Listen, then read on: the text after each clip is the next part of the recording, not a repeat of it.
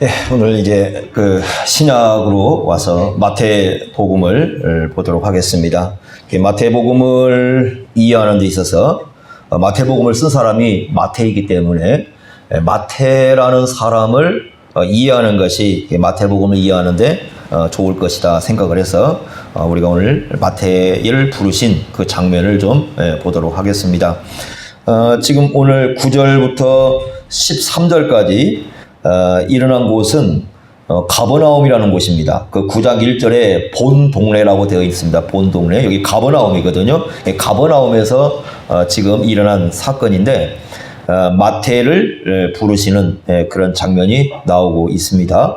원래 이름은 레위입니다. 레위. 여러분들이 그 마가복음하고 누가복음을 보면은 마태라고 나오지 않고 레위라고 나와요. 근데 레위인데 마태복음에서는 마태라고 쓰고 있는데 아마도 이제 이 마태라는 이름은 예수님이 주신 이름 같아요. 원래 베드로 이름이 시몬이잖아요, 그죠? 시몬인데 그 이름을 게바라 베드로라 주신 분이 예수님이지 않습니까? 그런데 이 마태 이름도 원래 레위입니다. 레위인데 마태라는 이름을 주신 분은 예수님일 것으로 보여지는데 그 뜻은 여호와의 선물, 이게 선물이라는 의미를 갖습니다. 그래서 마태라는 이름은 선물 이런 뜻을 갖고 있어서 참 좋은 그런 이름입니다. 9절 보시면요, 예수께서 그곳을 떠나, 그곳은 아까 얘기했던 가버나움입니다. 이제 가버나움에서 일어난 일이에요. 지나가시다가 마태라 하는 사람이 세관에 앉아 있는 것을 보시고, 그러니까 마태라는 사람의 직업이 나오죠. 그러니까 세리라고 부릅니다. 세리. 그러니까 세리라는 말은 리자가 이게 원래 옛날에 관리들을 의미하는 말이잖아요. 그러니까 세금을 거두는 관리예요. 이게 세리라는 말입니다. 그러니까 세금을 거두는 관리, 이런 일을 하는 사람이 바로 이 세리인데, 마태는 세관에 앉아서 이 세금을 거두는 그런 일을 했던 사람입니다. 세금은 다 싫어합니다. 세금 내기 좋아하는 사람 별로 없죠. 그러죠? 돈 10원도 세금 내라면 별로 안 좋죠, 그죠? 그러니까 세리를 좋아하는 사람 별로 없습니다. 그러니까 지금도 마찬가지지만 옛날에도 이 세리는 다 싫어했습니다. 더군다나 지금 그 유대 나라가 로마의 그 밑에 압제 아래 있지 않습니까? 근데 이 사람들이 세금을 거두다가 어디다 바치냐면 로마에다가 바쳐요. 마치 우리 옛날에 일제시대 때에 그 일본 사람들에게 이게 한국 사람 걸 거두다가 바친 사람들이 한국 사람이잖아요. 그러니까 일본 사람보다 더 나쁩니다. 그죠? 더 미워요. 같이 그 살았던 가까이 있는 사람들이 자기 동족 것을 다 빼앗아다가 그 다른 나라에다가 이렇게 압제하는 나라에다 바치면 얼마나 믿겠습니까? 세리도 그 당시에 그런 상황이에요. 그러니까 이 세금을 거두는 세리는 그야말로 미움을 받는 대상이었는데, 이런 세리 일을 하는 마태를 주님께서 부르십니다. 제자로 부르시는 장면이 나오죠. 자, 이것이 이제 상당히 중요한 부분인데요. 마태복음에서 강조가 되고 있는 게 바로 뭐냐면 이 배움이라는 말입니다. 배움. 배운다라는 말이 아주 상당히 강조가 되고 있어요. 9장 아까 읽었던 13절 한번 보세요. 13절. 이제 마태를 부르신 건 제자로 부르신 건데, 제자로 부르심과 배움이 연관성이 있습니다. 13절 보세요. 너희는 가서 내가 긍휼을 원하고 제사가 원하지 아니하노라 하신 뜻이 무엇인지 뭐하러 갑니까? 배우라, 이런 말씀을 하고 있어요. 배우라는 말씀이 이제 가장 잘 나오는 말씀이 11장 29절입니다. 11장 29절에 보시면 예수님께서 이런 말씀을 하셨습니다. 나는 마음이 온유하고 겸손하니 나의 멍에를 메고 내게 어떻게 알아요? 배우라, 이렇게 말씀했어요. 마태복음 24장 32절에도 보시면 무화과 나무의 비유를 배우라, 이렇게 말씀합니다. 아니, 배운다는 말이 왜 특별합니까? 이렇게 여러분들이 볼지 모르겠지만 누가복음하고 요한복음에서는 배우라는 말이 한 번도 나오지 않습니다. 아예 안 나옵니다, 그 말이. 그 다음에 마가복음에는 딱 한 번밖에 안 나와요. 마가복음 13장 28절에 한 번 나오고, 누가복음과 요한복음에는 배운다란 말이 나오질 않습니다. 그렇기 때문에 마태만 주도적으로 쓰고 있는 표현이 바로 배우라는 말이에요. 그러니까 자신을 제자로 부르신 사건과 지금 뭘 연결을 시켜놓고 있냐면 배우라는 말과 연관을 시켜놓고 있습니다. 그런데 이게 재밌게도 배우라는 말에서 나온 말이 바로 뭐냐면 제자예요. 제자. 그러니까 이 제자라는 말도 마태복음에서 주도적으로 쓰고 있습니다. 자, 예를 든다면 마태복음 13장을 가면 이제 마태복음 13장에 그 천국에 대한 비유 모음이 있지 않습니까? 이 천국에 관한 하나님 나라에 관한 비유들을 이렇게 여러 개를 다 모아놨는데 그 비유를 들은 제자들을 뭐라고 부르고 있냐면 마태복음 13장 52절에 이렇게 부르고 있습니다. 천국의 제자 이렇게 부르고 있습니다. 천국의 제자. 그러니까 그 제자라는 말이 배운다는 말에서 이제 온 말이에요. 그리고 마태복음 27장 57절에 보면 아리마대 사람 요셉, 예수님 묻은 그 무덤을 제공한 사람 요셉이지 않습니까? 거기에 뭐라고 나오냐면 그도 예수의 제자라 그렇게 표현이 되고 있어요. 그리고 우리가 지난주에 오후에 봤던 말씀 있지 않습니까? 마태복음 28장 19절에 주 동사가 뭐였습니까? 제자로 삼아. 그러니까 이 제자라는 말이 마태복음에 많이 등장을 해요. 그래서 제자가 누군가, 그러니까 제자가 누구냐 그랬을 때 주님으로부터 배우는 사람이다. 그런 의미를 우리에게 부여해 줍니다. 배우고자 하는 갈증, 그걸 가진 사람이 제자다 이렇게 말씀을 합니다. 그러니까 제자와 배우다라는 말씀이 아주 밀접하게 연관되어서 마태복음에 쓰이고 있는데 바로 이제 마태가 자신의 부르심을 받은 사건을 통해서 자기가 제자로 부름을 받았는데 그 말씀과 연관해서 배우다라는 말을 이렇게 연결을 시킴으로써 자신이 예수 그리스도의 제자로서 이제 살게 되었다라는 것을 여기에서 잘 보여주고 있습니다. 배운다는 것은 쉬운 일은 아닙니다. 배운다는 것은 굉장히 어렵지만 사실 배우는 것은 이제 제자가 되는 것이죠. 그러니까 제가 이제 어떤 분들이 질문을 하게 됩니다. 많은 분들이 이렇게 목사님들이 얘기하다 보면 어디서 하나님 말씀을 배웠느냐 뭐 그런 얘기를 해요. 근데 사실 제가 이제 이렇게 자라오면서 신학을 하고 난 이후에 저를 가르쳤던 스승이 세 분이 계셨어요. 세 분이 계셨는데 두 분은 지금 돌아가셨고 한 분은 지금 이제 살아 계시는데 은퇴를 하셨어요. 한 분은 제게 이제 복음이 뭔가 그리고 이제 설교에 대한 어떤 그런 가르침을 베푸신 분이고 또 한 분은 이제 저에게 성경을 어떻게 보아야 되는가를 가르치신 분이고 또 한 분은 언약신약과 하나님 나라에 대해서 이제 가르쳐 주신 분인데 이제 제 아내는 이제 조금 알 겁니다. 제가 예전에 배울 때 어떻게 배우냐면 이제 지난서 성경 공부를 했었는데 그때 이제 결혼 초기입니다. 초기인데 지난서 이제 저에게 이제 언약신학과 하나님 나라를 가르쳐 주신 스승님이 계셨는데 그때는 차가 없었어요. 그러니까 차가 없으니까 시내버스를 타고 가야 됩니다. 근데 돈도 별로 없습니다. 돈도 없고 차도 별로 없고. 근데 거기까지 가려면은 지금은 진안까지 가면은 좀 빨리 가면 한 40분에 갈 수 있고요. 지금 가면 그런 거리로 갈 수 있거든요. 근데 그때 당시에 시내버스를 타고 내렸다가 다시 타고 이렇게 가면 2시간 걸립니다.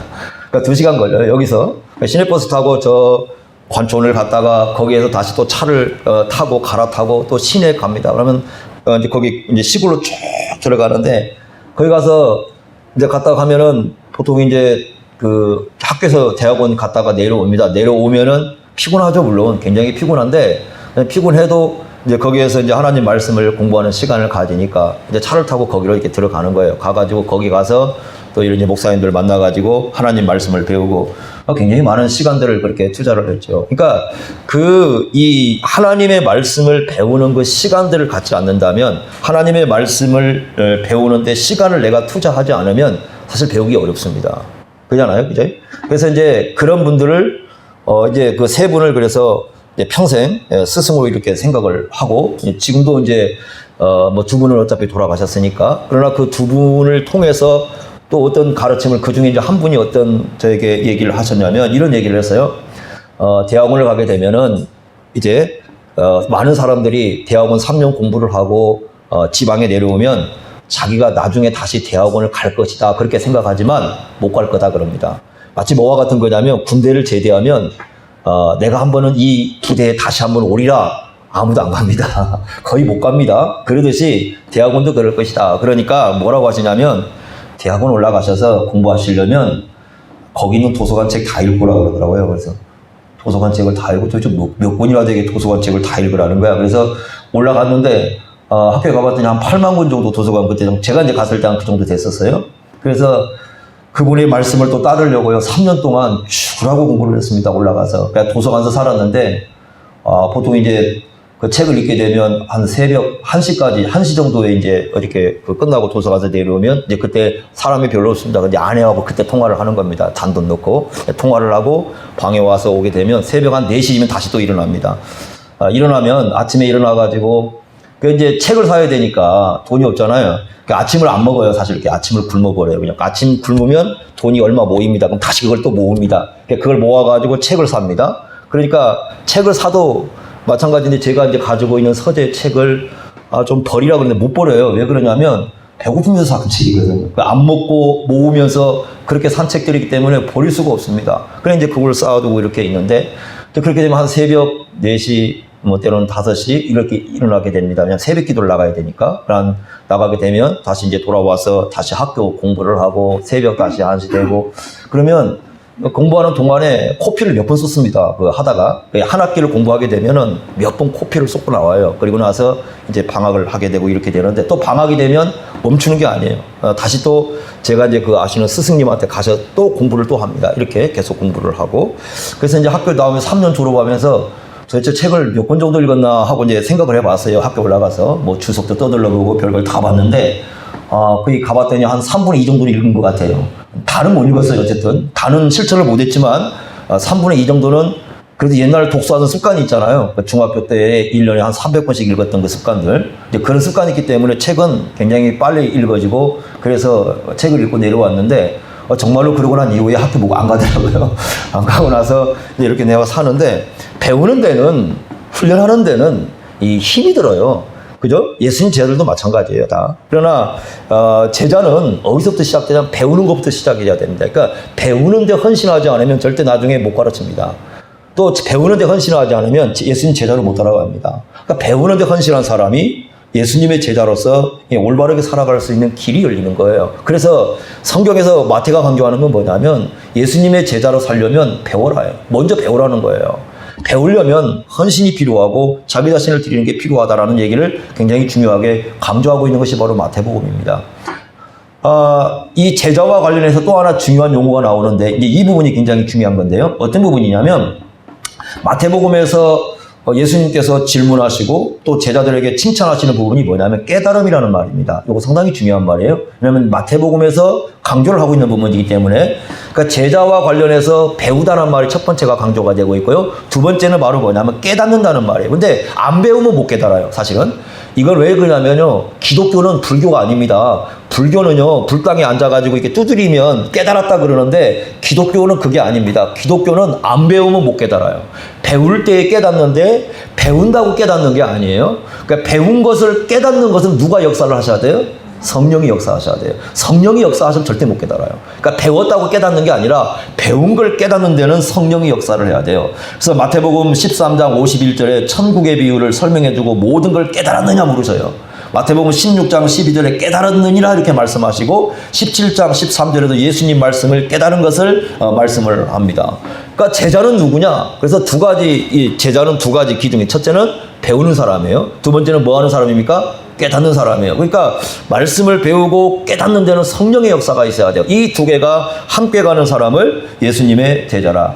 마태복음은 동적이지가 않아요. 여러분들이 마태복음을 읽어보면 마가복음하고는 달라요. 마가복음을 읽어보면 곧 이런 말이 나오면서 계속 예수님이 뭔가 이렇게 움직이는 장면들이 나와요. 아마 곧이라는 말이 제가 기억하기에 한 40번 이상이 나옵니다. 근데 마태복음은 그게 없어요. 마태복음은 거의 어떻게 하는 거냐면 그냥 앉아 있어요. 앉아서 정적이에요. 움직이질 않습니다.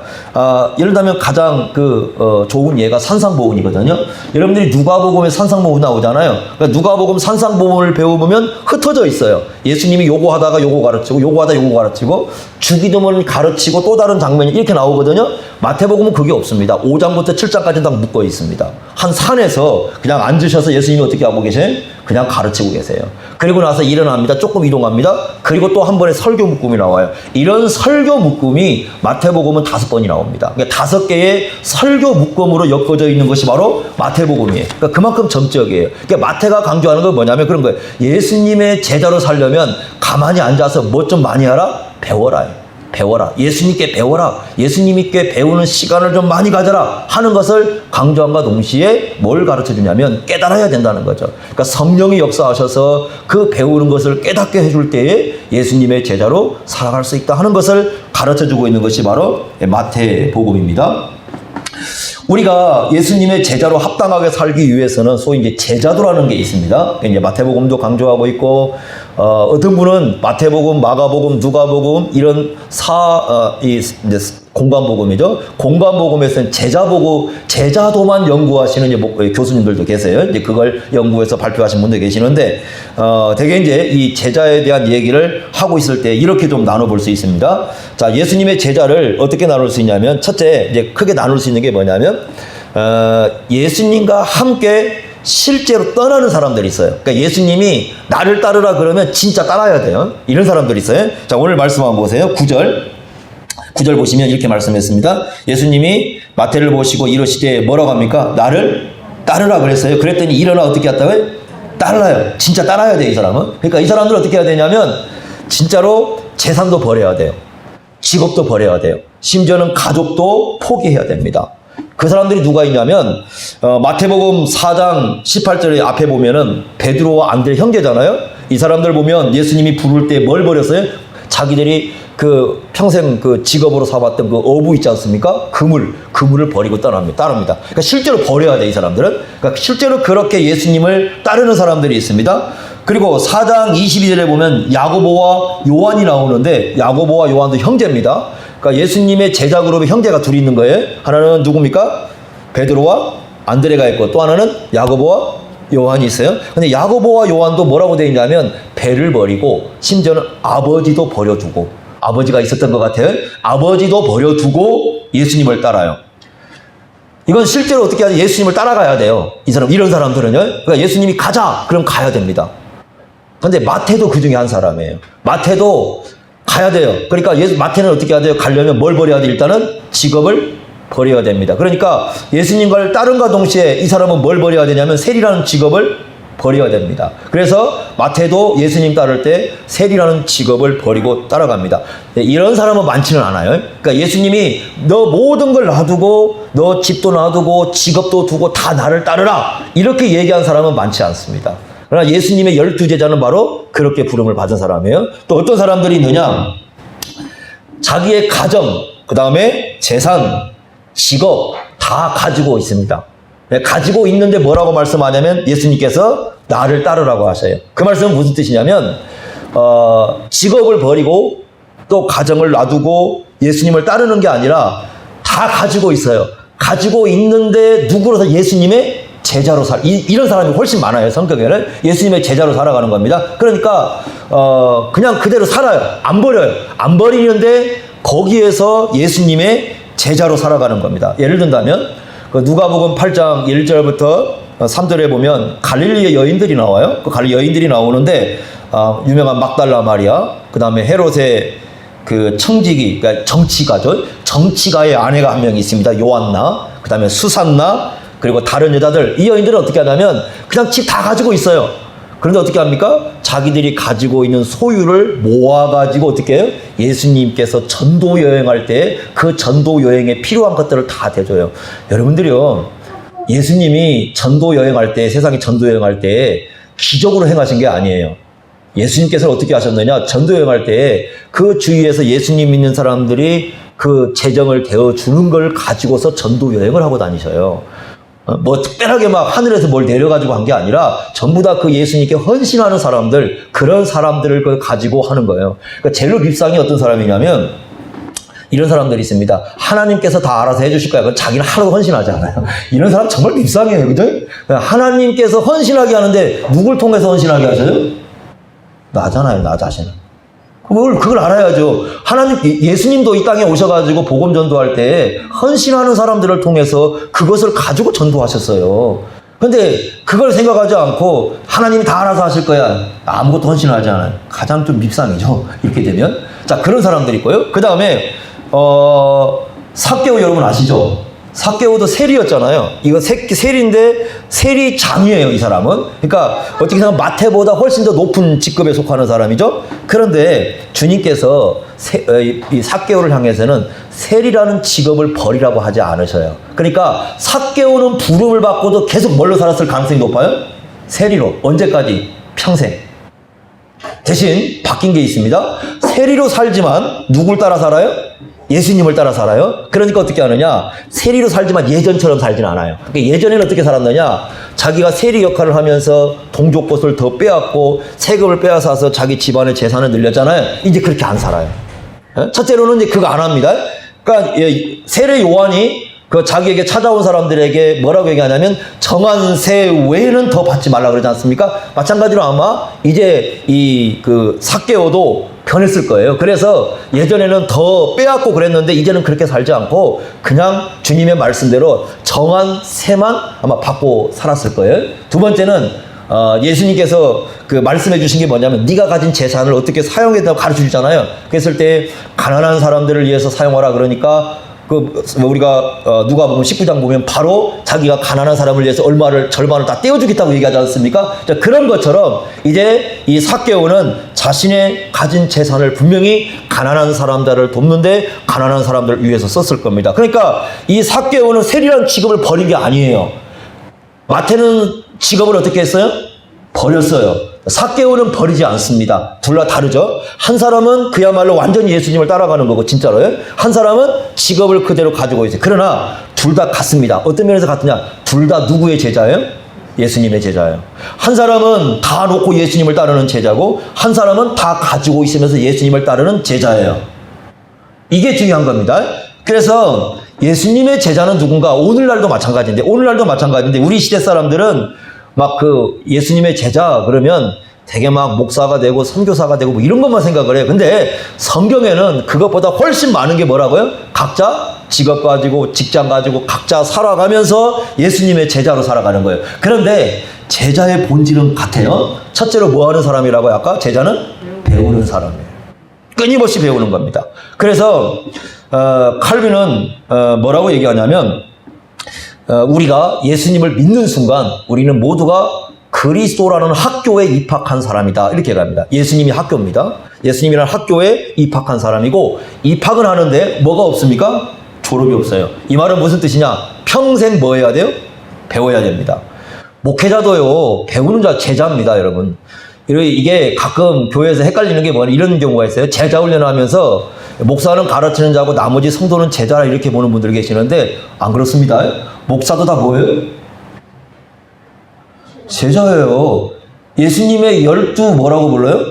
제자예요. 제자는 예수님의 12 사도 다 제자예요. 그러니까 제자는요 여러분들만 얘기하는 게 아니라 목사도 다 누구의 제자예요? 예수님의 제자예요. 그 말은 무슨 얘기냐면 목사도 평생 뭐 해야 돼요? 배워야 돼요. 배워야 돼요. 그러니까 이 배우는 데서 게을리할 수가 없어요. 예? 우리 칼빈 선생님은 성경에 대해서 4가지 비유를 썼습니다. 신학생들한테 물어보면 다 기억할지 모르겠어요. 시험을 내면 알 수 있을까요? 자, 첫 번째가 뭐였죠? 성경에 대한 비유 첫 번째가 안경 기억하십니까? 안경. 우리가 이 눈이 시력이 안 좋았을 때 잘 안 보이잖아요. 근데 안경을 쓰면 어떻게 합니까? 이게 잘 보이잖아요. 세상에 하나님에 대한 희미한 어떤 생각은 있지만 모르죠, 하나님을. 그런데 성경을 보면서 누굴 우리가 정확히 알게 돼요? 하나님을 알게 되는 거죠. 안경의 비유를 합니다. 두 번째는 교사. 기억하십니까? 선생님이시죠. 성경이 우리의 선생님이라는 거예요. 칼빈은 선생님이라는 말을 참 좋아해요. 그래서 이렇게 씁니다. 예수님도 선생님이라고 얘기하고요. 성령님도 선생님이라고 얘기하는데 성경도 선생님이라고 얘기해요. 그러면서 이렇게 얘기합니다. 우리는 일평생 성경의 제자가 되어야 된다. 성경의 제자가 돼야 돼. 성경도 우리의 선생님이다. 이렇게 강조를 합니다. 세 번째 비유는 뭐였냐면 뭐였어요? 기억하십니까? 실 기억합니까? 실이 어디에 비유한 거죠? 미로에 빠졌을 때 사람이 이게 미로에 빠지잖아요. 이게 미로에 빠지면 이게 나와야 되는데 만약에 실을 붙잡고 있으면 어떻게 됩니까? 따라서 나오면 쭉 따라 나오잖아요. 그런 것처럼 뭐라고 얘기하냐면 삶은 미로다. 우리의 삶이라는 건 내일을 알 수 없는 미로길을 걸어가는데 이 미로의 길을 우리가 올바로 빠져나갈 수 있는 방법은 성경이라는 실을 붙잡고 있어야 된다는 거죠. 그래서 실이라는 표현을 쓰고 있습니다. 얼굴 보니까 다 잊어버렸네요. 네 번째는 뭐라고 배우냐면 학교라는 비유를 씁니다. 그래서 학교, 하나님의 자녀는 예수 믿음과 동시에 성경이라는 학교에 뭐하는 사람이다? 일평생 입학한 사람이다. 그리고 일평생 뭐가 없다? 졸업이 없다. 이렇게 얘기를 합니다. 그래서 배워야 된다는 거죠. 이것은 똑같아요. 그러니까 마태, 예수님을 직접 따라가는 마태나 아니면 세리란 직업을 버리지 않는 삭개오나 예수님을 배워야 되는 것은 똑같아요. 마태는 더 배워야 되고 삭개오는 덜 배우고 이게 없어요. 여러분, 목사는 더 배우고 여러분은 덜 배우고 그게 없는 거예요. 저도 제자로 배우는 거고 여러분도 뭘로 배우는 거예요? 제자로 배우는 거예요. 그 제가 여러분들이 보실 때 설교 잘 합니까? 여러분들이 생각을 모르지 모르겠어요. 근데 사람들이 이제 제 앞에서는 설교하려고 두려워하긴 해요, 다들. 목사님들은 안 하려고 하더라고요. 그런데, 한 번도 지금까지 제가 목사 되고 난 이후에 잘한다고 생각해 본 적이 없어요. 그래서 지금도 계속 공부합니다. 그러니까 제가 1년에 꼭 읽는 책이, 기본적으로 읽는 책이 2개가 있어요. 하나는 칼빈에 관한 책입니다. 칼빈에 관한 책은요, 1년에 한 번씩 꼭 한 권씩 사서 봐요. 기본적으로 봅니다. 두 번째는 설교학 책입니다. 그러니까 처음에 목사 되고 초기에는 어떻게 했느냐면, 제가 이제 가장 나이 어릴 때 이제 목사가 된 거 아니에요. 만 30세 목사인데 만 30세 목사가 됐어요. 그런데 설교를 하는데 어떻게 해야 될까 쉽지 않습니다. 물론 제 스승님이 계셨어요. 스승님이 계셨는데 저보고 더 배워야 된다고 그래서 더 배우려고 이제 열심히 노력을 했습니다. 그러니까 어떻게 했느냐면은 20대 설교하신 분들 거, 30대 설교하신 분, 40대, 50대, 60대 걸 설교를 다 이렇게 모읍니다. 그러니까 모아가지고 이제 각자 60대 제일 잘한다고 하시는 분, 50대 이걸 모아놓고 설교를 듣습니다, 이게. 그래가지고 이분들은 도대체 어떤 방향으로 설교를 하는가 계속 그 연구를 했었어요. 그때 초기에 이제 할 때. 가르치는 것도 마찬가지고 그냥 하는 게 아니라 어떻게 하면 똑같은 걸 가르쳐도 좀 이게 듣는 사람이 이게 쉽게 그걸 받아들일 수 있을까. 그러니까 쉬운데 무게 있는 거 있잖아요. 쉬운데 가볍지 않고 쉬운데 이게 내 마음속에 깊이 들어갈 수 있고 어떻게 좀 그걸 가르칠 수 있을까. 그래서 이제 교육학 서적을 갖다 놓고요. 그러니까 제가 옛날부터 배운 게 없어가지고 그래요. 교육학 서적을 또 사다가 요만큼 갖다 놓고 또 열심히 공부를 했습니다. 또 모아놓고 결혼하려고 하니 결혼을 해봤어야죠. 집에 부모님한테 배운 게 별로 없잖아요. 그래서 또 결혼하기 전에 요따만큼 책을 또 한 20권을 갖다 놓고 읽으면서 도대체 어떻게 결혼 생활을 해야 될까 열심히 연구했습니다. 그래서 이제 많이 이제 그 결혼 생활을 깨달은 것이 이제 제가 그래서 이걸 하나씩 실천해야 되겠다. 그러니까 그때 이제부터 제가 이제 아내도 마찬가지인데 내가 결혼해 보니까 이 책에 뭐라고 쓰이냐면 아내들은 이름을 잊어버린답니다. 이름을 잊어버린대요, 결혼하고 나면. 그러니까 정말 동네 가니까 다 옛날에 우리 할머니도 탑볼 때 뭐 그렇게 부르죠. 할머니 이름이 뭔지 몰라요. 뭔 땡만 알아요. 그래서 이거 안 되겠다. 아내의 이름은 나만이 아니라 나를 아는 모든 사람들은 다 기억해야 된다. 그래서 그때부터 여보, 당신은 그런 말도 안 쓰고 그냥 이름을 불렀습니다. 혜옥 씨. 꼬마들도 다 알아요. 근데 이게 참 좋습니다. 왜 그러냐면 싸울만 할 때 그 이름을 부르잖아요. 혜옥 씨. 그러면 존중심이 생겨가지고 말 함부로 못해요. 우리가 배워야 그러니까 모든 걸 배워야 되겠더라고요. 그러니까 지금도 그래요, 지금도. 그러니까 평생 잘한다는 생각을 해본 적이 없어요. 왜냐면 이건 배워야 할 문제예요. 끊임없이. 배우지 않으면 안 되겠더라고요. 그래서 지금도 배우는 수고를 해야 된다는 생각을 하고 있습니다. 근데 언제까지, 죽을 때까지 배워야 되겠죠. 제가 이렇게 책을 이렇게 이제 모아 놓으면은 책 중에 이제 어떤 분들이 많이 물어봅니다. 책 다 읽었습니까? 읽은 것도 있죠. 어떻게 다 읽어요? 안 읽은 거 분명히 있습니다. 읽는데 그럼 왜 책을 그렇게 사놓으십니까? 이유가 있어요. 제가 은퇴하면은 다른 사람 책 안 사줄 거 아니에요. 그때는 돈도 별로 없을 거 아니겠습니까? 그러니까 죽을 때까지 나 공부하려고 내가 책을 사놓습니다. 은퇴하고 나서 나 책 읽으려고 누가 안 사줄 거 아니에요. 그죠? 그러니까 죽을 때까지 하려고. 물론 그 목회 처음에 시작할 때도 책을 많이 샀었어요. 그러니까 목회 처음에 시작할 때는 이 교회에서 가르쳐야 되는데 별로 지식이 없으니까 어떻게 해서 제대로 가르쳐 봐야 되겠다. 그러니까 마음은 뭐냐면 잘못된 거 안 가르치는 게 내가 소원이에요, 평생 동안. 제가 가르친 사람들이 잘못된 거 안 배우는 게 평생 소원이에요, 제대로. 그러니까 그렇게 하기 위해서 이제 이 책을 사는데 뭐 초반에 돈이 있나요? 전도사 때 얼마나? 그러니까 외상으로. 그래서 서점들이 다 알아요. 외상으로 긁고. 외상으로 다 긁어 옵니다. 그리고 나중에 돈 생기면 갚아요, 그냥 하나씩. 그럼 서점 주인들도 알고 하니까 나중에는 막 10% 세일해줬다가 돈을 조금 늦게 갚으니까 40% 세일해줬다가 또 그걸 이용을 사고 뭐 이렇게 해가지고 주석은 비싸요, 또. 주석은 비싸니까 막 진로 이렇게 사놓으면 몇십만 원 되니까 이제 그거 사다 놓고 공부를 하고 이렇게 합니다. 그래서 지금 이렇게 제가 와서 서재를 봤어요. 그렇게 해놓고 지금 좀 책이 얼마쯤 된가 그랬더니 미안하더라고요. 한 억 단위 되는 것 같아요. 책값만 해도. 그때 들어간 거, 지금까지 산 것이 억 단위가 되더라고요. 그래서 이거면 집 한 채 샀을 텐데. 그 생각이 드는 건데, 책이 그래요. 책이 별거 아닌 것 같은데도 이게 고가거든요. 지금 같은 책들은 훨씬 더 비싸잖아요. 막 권당 막 5만 원씩. 한 권 사면 요즘 그렇게 하잖아요. 그렇게 나오니까 굉장히 비싸게 이렇게 나옵니다. 책들이 좀 볼만한 것이. 왜 사놓느냐? 은퇴하면 열심히 공부하려고. 그러니까 뭐냐면 평생 동안 제가 보니까 그래요. 나이 먹으신 목사님들을 보니까 이 공부를 안 하니까 자꾸 딴 일을 하시더라고요. 그래서 그렇게 하면 안 되겠다. 내가 계속해서 이 배우는 걸 멈추지 말아야 되겠다. 이제 그런 마음을 먹기도 하고 이렇게 합니다. 그러니까 평생 배워야 되는 게 제자예요. 그러니까 저도 마찬가지지만 저도 제자예요. 예수님의 제자이기 때문에 배워야 되고 공부를 해야 돼요. 아직도 몰라요, 성경을. 제가 30대 때 처음에 교회를 가가지고 마음 먹었던 게 뭐냐면 성경 창세기부터 요한계시록까지 모든 성경을 주석을 하는 거예요. 한 구절 한 구절을 다 풀어내는 거예요. 했어요.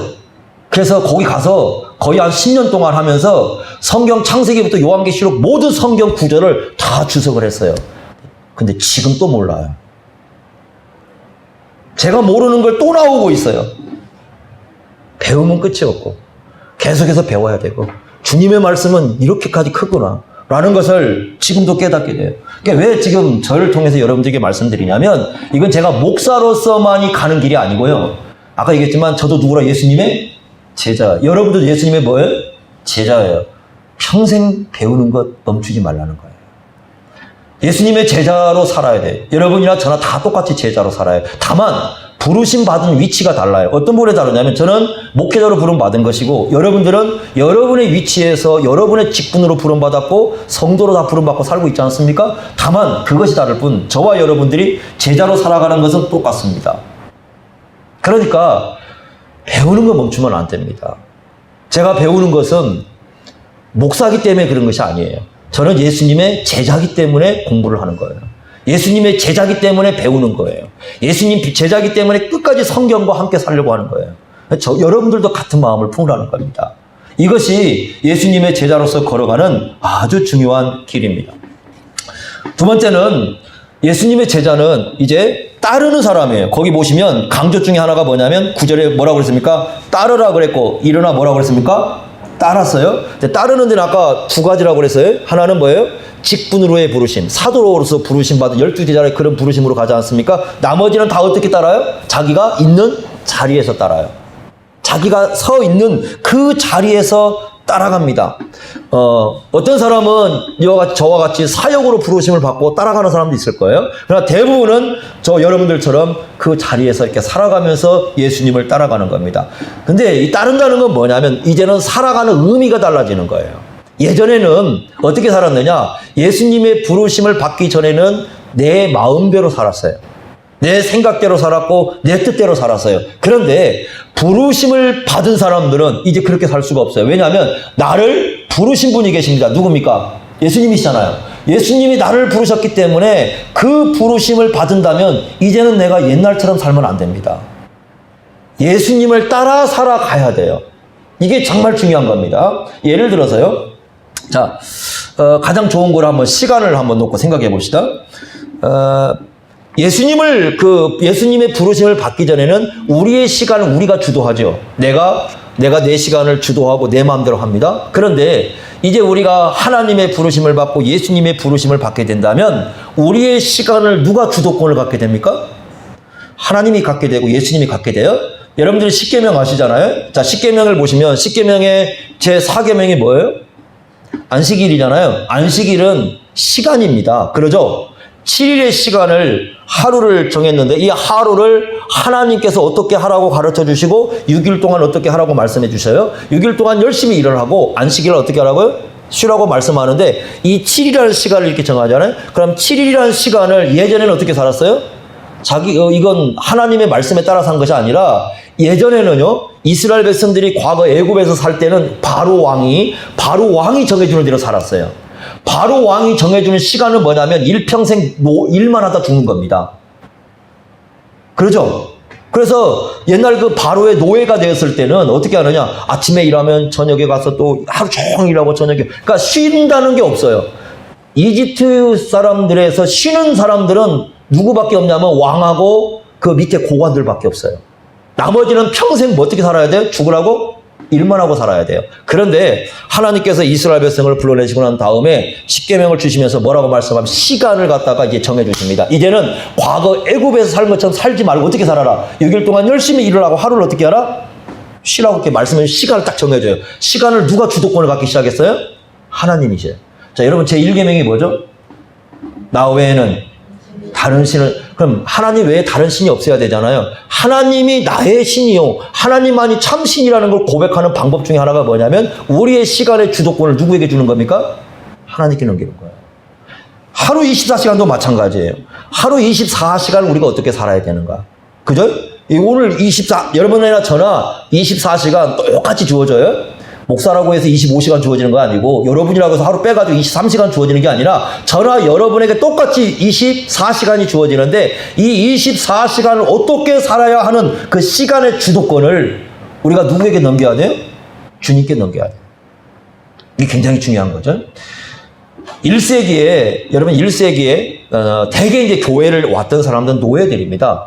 노예들은요 일평생 주인이 있어요. 그러죠? 그러니까 자기 마음대로 할 수 없는 사람들이에요. 노예는요, 어디 가고 싶다고 가는 사람들이 아니고, 내가 뭘 하고 싶다고 하는 사람이 아니고, 내가 쉬고 싶다고 쉬는 사람이 아니고, 누구에 의해서 완전히 일생이 결정이 되냐면, 주인에 의해서 일생이 결정이 되죠. 그런데 그 노예들이 예수님의 부활을 깨닫고, 예수님의 십자가를 깨닫고, 어떻게 합니까? 이제부터 시간의 주도권을 예수님께 넘겨드려요. 그러죠? 그래서 어떻게 하냐면, 안식 후 첫날에 예수님이 부활하신 날이잖아요. 그날 어떻게 하냐면 주님 앞에 나와서 어떻게 하는 거예요? 예배를 드리잖아요. 예배를 드리는데 우리처럼 11시에 예배 못 드립니다. 왜? 낮에는 다 일을 해야 되니까. 그러니까 언제 와서 예배를 드리냐면 아침밥 먹기 전하고 저녁에 와서 예배를 드려요. 1세기에는요. 지금과 같은 11시 예배가 없어요. 1세기 당시에 모든 예배는 아침 새벽하고 저녁이었어요. 왜? 이 시간만이 예배를 드릴 수 있는 시간이었어요. 그래서 그 와가지고 노예들이 그 시간에 이제 모여서 이 시간의 주도권을 주님께 넘겨드리면서 그거 나오려면 어떻게 해야 됩니까? 이 노예들이요 그냥 나올 수 없어요. 자기들이 맡을 일 다 해놓고 나와야 돼요. 그리고 주인에게 인정을 받아야 돼요. 주인에게 인정을 못 받으면 안 내보냅니다. 그러니까 이 노예들이 주인에게 인정을 받기 위해서 얼마나 애를 쓰는지 몰라요. 왜? 그렇게 해야 신뢰를 얻을 수 있고 신뢰를 얻을 수 있어야 예배를 드릴 수 있으니까 정말 주인과의 관계에서 올바른 신뢰를 쌓기 위해서 많은 노력을 기울입니다. 그러면서 이 모이는 이유가 바로 뭐냐면 우리의 시간의 주도권이 누구에게 있다는 거예요? 주님께 있다는 거예요. 그 고백을 1세기 사람들이 하는 겁니다. 그러니까 그들은 그게 예수님을 따라가는 삶의 방식이에요. 시간의 주도권부터 주님께 넘기는 거예요. 나 외에 다른 신을 섬기지 않으려면은 우리의 시간의 주도권을 하나님께 넘기는 거죠. 이런 것이죠. 그래서 이제는 살아가는 삶이 달라져요. 또 뭐라고 말씀하냐면 여러분 에베소서에 보면 그런 얘기 있잖아요. 사람들이 어떻게 대해라? 친절하게 대하라. 그 말씀 나와요. 제가 이제 그런 말씀도 그러는데 아니 뭐 사람들이 왜 주님 1세기 당시에 그렇게 친절하라고 얘기했을까? 이렇게 생각해 보면 1세기 당시는 계급적 사회잖아요. 계급적 사회입니다. 그러니까 노예 사이에도 서로 계급이 있어요. 그러다 보니까요. 친절이라는 것은 별로 나오지가 않아요. 명령 언어입니다. 명령 언어고 지시 언어고 막 언어들이 다 그래요. 그리고 이 말들 자체가 거칠어요. 군인들 세계도 있고 그러다 보니까 거칠어요. 사람들이 남편이 아내에게도 거칠게 말을 사용합니다. 왜냐하면 그 당시에 부모도 자식들에게 거칠게 사용합니다. 다 이 주종 관계예요.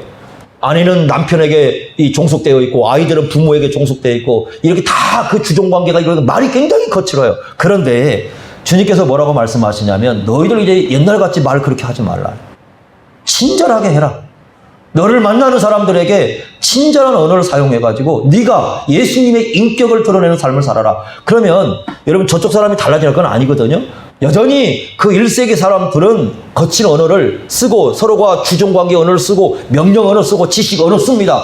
그런데 그때 예수 믿는 사람들은 어떻게 해야 되느냐? 예수님으로부터 배우는 거죠. 예수님께부터 배워가지고 이제 그 배운 것을 가지고 사람들 세계 속에 들어가서 그 언어를 사용하는 겁니다. 그 언어가 뭐라고 하면 친절 언어라는 친절 언어. 그렇게 사용하라는 거예요. 그러니까 상대방이 화낸다고 해서 같이 화내지 말고, 상대방이 욕한다고 같이 욕하지 말고, 상대방이 명령한다고 같이 명령하지 말고, 상대방이 같이 들이받는다고 같이 머리 내밀고 들이받지 말고, 그 사람들을 친절하게 대해줘라. 이게 예수 믿는 사람들이 예수님을 따라가는 삶의 모습이다. 이렇게 설명을 해주는 거거든요. 바뀌는 거예요, 이제. 그러니까 삶은 그대로 살아가지만 그 삶 속에서 사람들과의 맺는 관계가 달라지고, 그 다음에 그 속에서 예수님을 따라가는 삶의 방식이 달라지는 거예요. 그게 제자의 삶입니다. 제자의 삶이에요. 네? 우리도 가끔 그러잖아요. 여러분 화날 때 있지 않습니까? 저도 가끔 사다 보면 화나게 하는 사람들이 있어요. 화나게 하는 사람들. 그래서 어떤 사람들은 어떻게 화를 이길 것이냐. 그러니까 어떤 분은 그러더라고요. 화가 나면 30분을 걷는답니다. 그러니까 30분을 걷는데 30분을 걷는 이유는 이제 화가 풀어질 때까지 걸어보는 거예요. 네? 이제 그렇게 한다고 그래요. 그래서 30분이 지나도 화가 안 풀어지면 또 걷는답니다. 그래서 풀어질 때까지 한번 걸어보고 와서 사람을 대하면 뭐 이렇게 이제 나아진다 그런 얘기를 합니다. 근데 이 사람들이 살다 보면 다 화가 나요. 그러죠? 예, 더군다나 날씨도 사람 화나게 하잖아요. 짜증나게 하잖아요. 짜증나게 하는데 사람이 뭐라고 하면 더 화가 날 때가 많습니다. 그걸 우리가 이겨내야 되거든요. 예수 믿는 사람들 이겨내야 됩니다. 어떻게 이겨낼 겁니까? 그걸 누구한테 배우라는 거예요? 예수님께 배우라는 거예요. 예수님께 배우라. 예? 침 뱉는 거요. 누가 나에게 침 뱉으면 화가 나잖아요. 그래? 예전에 제가 말씀 한번 드렸을 텐데, 겨울에 차를 대놨는데, 저쪽에 제가 이제 사는 그 주택가에 차를 딱 대놨는데, 요렇게 대놨어요. 그랬더니, 차가 이제 이렇게 그 가운데 부분 요렇게 좀 차댈 데가 없으니까 이제 서로 좀 나눠서 되기 위해서 이쪽하고 이쪽으로 이렇게 조금 중간 부분 이렇게 돼 있었어요. 그랬더니 차 가운데다가 가래침을 뱉어놓고 갔어요. 근데 밤새 얼어버리잖아요. 안 지워져요. 물로 뿌리면 물이 다시 얼어버리고 지워지지가 않아요. 얼마나 화가 나는지 몰라요. 아니 도대체 인간들은 어떤 인간에게 차에다 이런 걸 뱉어놓고 가냐 막 이게 화가 나더라고요. 그래가지고 아내한테 와가지고 누가 와서 이렇게 그냥 차에다 침을 뱉어놓고 갔다고 와가지고요. 어떻게 했느냐, 교회 와서 묵상했습니다. 침뱉음 받으시는 주님, 당하신 주님. 예수님은 얼굴에다 침뱉음을 당했잖아요. 인격적으로. 얼마나 모독입니까? 그런데 주님한테 침뱉었다고 예수님께서 침뱉지 않으시고, 주님 앞에 침뱉었다고 예수님은 창조주인데 말씀 한마디면 생명 거둬가실 건데 거둬가지도 아니하시고, 예수님께 침뱉었다고 그 사람을 뭐라고 욕하지도 아니하시고, 그대로 묵묵히 그 침뱉음을 다 받으시는 그 장면을 보는 순간 나는 참대. 내 얼굴은 아닌데 이것 정도는 참아내지 않을까. 그 생각이 좀 들더라고요. 그래서 와가지고 묵상을 했습니다. 왜냐하면 저도 화가 나거든요. 그거 누가 화 나겠어요? 안 그래요? 화가 나는데 그냥 또 화내면 동네 사람들이 목사라고 다 아는데 목사가 화내면 좀 그렇잖아요. 그잖아요? 그러니까 그걸 참아야 되는데 어떻게 참아내느냐. 물론 뭐 그런 방법도 있겠지만 예수님한테 배우는 겁니다. 예수님 앞에 와가지고 침뱉음을 당하신 예수님 앞에 묵상을 한번 해보는 거죠. 우리 예수님은 훨씬 더 많은 그런 고난과 어려움 속에 살았는데 그 모든 걸 이겨내시면서 사람을 대하지 않았습니까?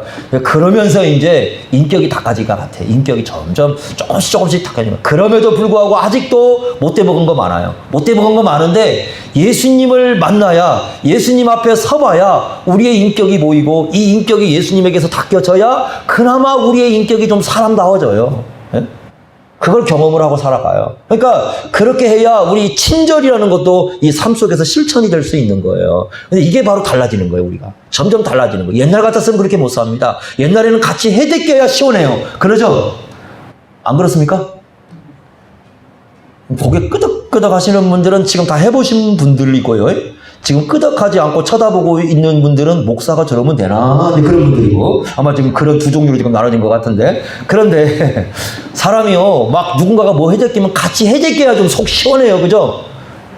사람이 그래요. 근데 그걸 이겨내는 것이 그리스도인의 삶이에요. 그게 능력이에요. 예수 믿는 사람 능력은요, 막 뭐 은사 받아갖고 날뛰는 게 능력이 아니라 이게 진짜 능력이에요.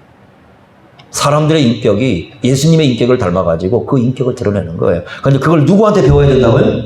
예수님께 배워야 됩니다. 그러니까 이걸 여러분 굉장히 중요하게 보셔야 됩니다. 그래서 이 배운다는 거, 제자가 된다는 거, 마태는 자기의 부르심을 받은 사건을 통해서 제자가 되는 것이 무엇인가를 가르쳐 주고 있어요.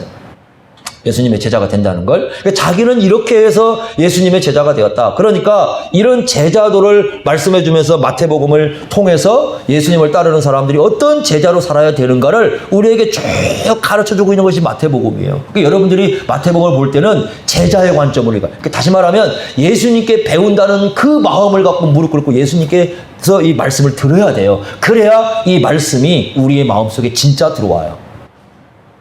그렇지 않으면 지식으로 끝날 수가 있습니다. 예수님의 제자로서 하나님의 말씀을 들어야 마태복음이 우리 속에 진정한 말씀으로 들려올 수 있다. 이 점을 여러분들이 꼭 기억하시고, 저와 여러분들은 평생 제자입니다. 잊지 마십시오. 배워야 됩니다. 평생 배워야 됩니다. 배우고 또 배워야 됩니다. 계속해서 배워야 됩니다. 마지막 순간까지 배워야 됩니다. 그렇게 하면서 예수님의 제자로 살아야 된다는 것을 잊지 마시기 바랍니다. 기도하겠습니다. 하나님 아버지, 주님의 말씀을 통하여 제자로 사는 것이 무엇인가를 가르쳐 주십니다. 특별히 이 마태를 부르신 사건을 통해서 우리에게 예수님의 제자로서 걷는 길이 무엇인가를 가르쳐 주십니다. 우리가 서 있는 각자의 위치에서 주님의 제자로서 배우기를 멈추지 말게 하시고, 주님의 말씀을 배울 때에 끊임없이 깨닫게 하여 주옵시고, 또한 깨달은 대로 주님 말씀을 따라서 살아가는 저희들이 될 수 있도록 인도하여 주옵소서. 예수님의 이름으로 기도하옵나이다. 아멘.